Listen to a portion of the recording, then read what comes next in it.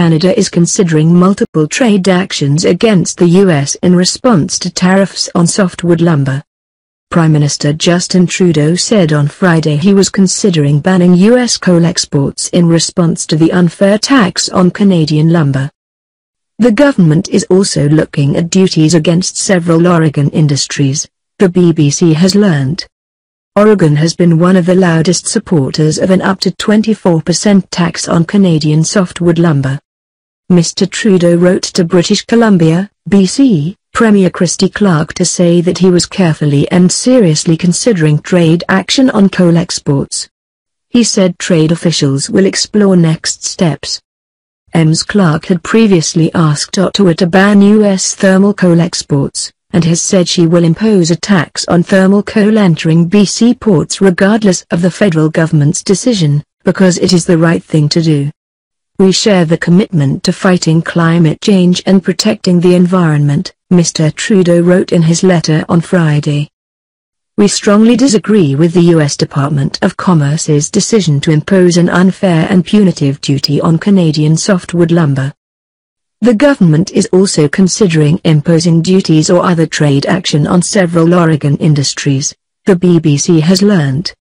This has nothing to do with U.S. President Donald Trump, who has been a vocal opponent of NAFTA and criticized Canada for protectionist dairy policies, the BBC is told. Instead, the government is considering levying duties on several Oregon industries, including wine, wood chips, plywood, flooring and packaging material, that receive state support which the Canadian government believes may constitute illegal subsidies.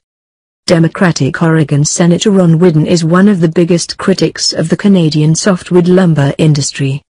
Canada and the U.S. have long had a trade dispute over softwood lumber, with the U.S. arguing that Canada unfairly subsidizes its industry by charging minimal fees to log publicly owned lands. Last week, the U.S. Commerce Department announced it will charge 5 Canadian softwood exporters duties ranging between 3.2% to 24.12% to make it a level playing field. Commerce Secretary Wilbur Ross issued a stern message directed at Canadian Prime Minister Justin Trudeau on Saturday about inappropriate threats of retaliatory action against U.S. tariffs on softwood lumber imports. The Department of Commerce's recent preliminary decision to impose tariffs on Canadian softwood lumber was based on the facts presented, not on political considerations, Ross said in a statement. If any Canadian or British Columbian official wishes to present additional information, we will consider it carefully and impartially.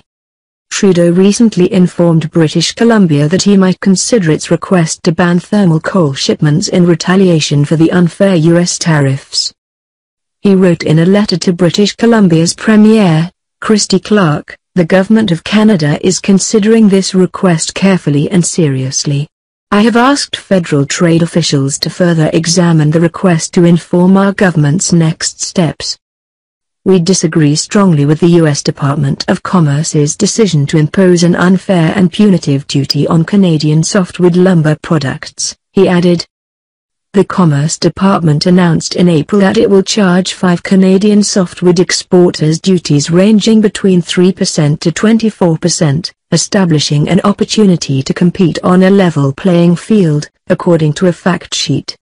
Imports of softwood lumber from Canada were valued at an estimated $5.66 billion, the department noted.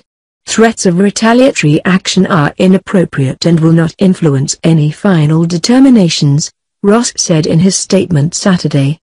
We continue to believe that a negotiated settlement is in the best interests of all parties, and we are prepared to work toward that end. One will be announced publicly in a letter today while another batch of penalties is apparently being studied. The Canadian press has learned Prime Minister Justin Trudeau has notified Premier Christy Clark that he is seriously considering her request for a ban or a tax on thermal coal exports, and that it's being explored by federal trade officials. The second threat include possible duties against Oregon industries. That's the home state of a Democratic Senator Ron Wyden, who has been a hardliner on the lumber dispute. The Canadian government has found several Oregon business assistance programs it says may constitute illegal subsidies. It's considering a process that could lead to retaliatory duties on imports from that state's products, such as plywood, flooring, wood chips, packaging material and wine. Government sources insist the threat has nothing to do with U.S. President Donald Trump. They say it's a one-off, specific action related to one dispute, and one Democratic senator in one state. They add a long-term deal on softwood lumber would be the best way to prevent the dispute from escalating. Canadian Prime Minister Justin Trudeau told the leader of timber-rich British Columbia that he would consider her request to ban thermal coal shipments in retaliation for new U.S. tariffs on softwood lumber. In a letter to BC Premier Christy Clark, a copy of which was posted on the provincial government's website, Trudeau said his officials are seriously considering the federal ban on thermal coal shipments through the province's ports that she's proposed. The Government of Canada is considering this request carefully and seriously. I have asked federal trade officials to further examine the request to inform our government's next steps, Trudeau said in the letter. We disagree strongly with the U.S. Department of Commerce's decision to impose an unfair and punitive duty on Canadian softwood lumber products. U.S. Commerce Secretary Wilbur Ross said in response that threats of retaliatory action are inappropriate and won't influence the White House's decision on tariffs. We continue to believe that a negotiated settlement is in the best interests of all parties, Ross said in an emailed statement on Saturday. Canada's move is a shift for Trudeau, who until now has been telling U.S. officials that bilateral trade irritants are minor, and that both nations benefit from having integrated production. Clark, who faces an election next week, has been more vocal and said she will impose a carbon tax on coal shipments if Trudeau doesn't ban them. Why the U.S. and Canada are fighting about lumber. President Donald Trump stoked trade tensions last week by slapping duties on softwood lumber imports from Canada, reigniting a dispute that dates back decades, while threatening to take actions against Canadian dairy over what the U.S. says are unfair subsidies. British Columbia says 94% of the 6.6 million tons of thermal coal exported from the West Coast province last year came from the U.S. Clark's original request for a ban triggered a fall in the shares of Canadian export terminal operator West Shore Terminals Investment Corporation and U.S. miner Cloud Peak Energy Incorporated. Trudeau is also considering other trade actions against the U.S. including duties on Oregon companies, Canadian press reported on Friday, citing sources who requested anonymity. The Canadian government is threatening multiple trade actions against the United States in retaliation for duties on softwood lumber, warning that several American industries could be targeted in the event of a protracted dispute. A first salvo came from Prime Minister Justin Trudeau, who in a letter Friday informed BC Premier Christy Clark that he is seriously considering her request for a ban on exports of U.S. thermal coal and that federal trade officials are examining it.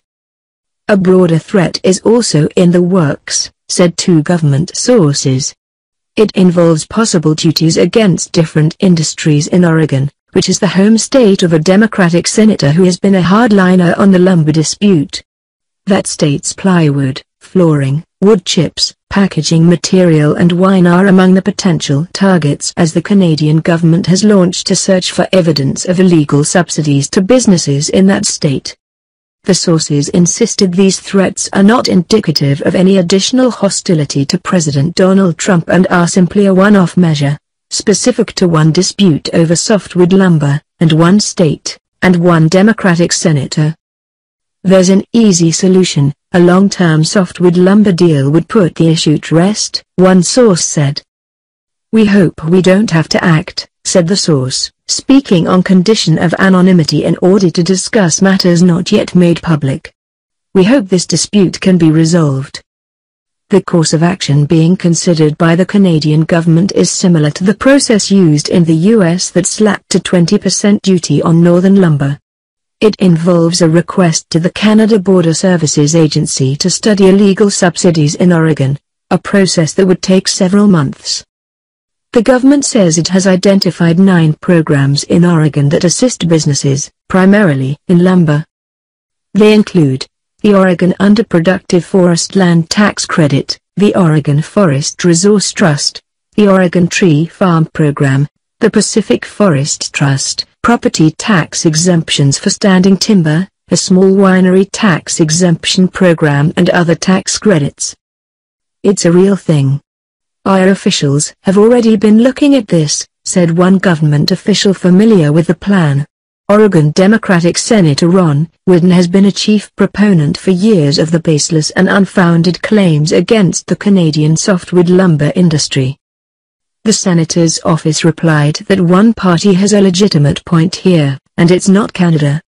A Wyden spokesman, Keith Chu, said American lumber companies are advancing the case on its merits, that Canadian competitors get subsidized by cheap access to public land, and the U.S. Commerce Department has agreed to duties. These are threats, from Canada, appear to be pure political retaliation, Chu said. It's all happening in a broader climate of trade tension. Trump's recent digs at Canada, coupled with his embrace of America First trade nationalism, his full-throated support of what was a widely expected duty on lumber, and his complaints about Canadian dairy, have drawn reactions north of the border. The strongest responses have come from provincial governments. Ontario is reportedly examining targets for retaliation in the event of any new Buy American provisions. And BC's Premier has turned a threat of retaliation into the centerpiece of her current election campaign. But a former diplomat urged caution.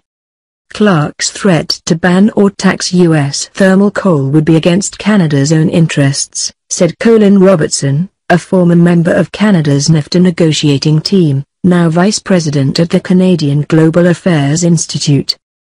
You don't want to stop the Americans using our ports, Robertson said in an interview.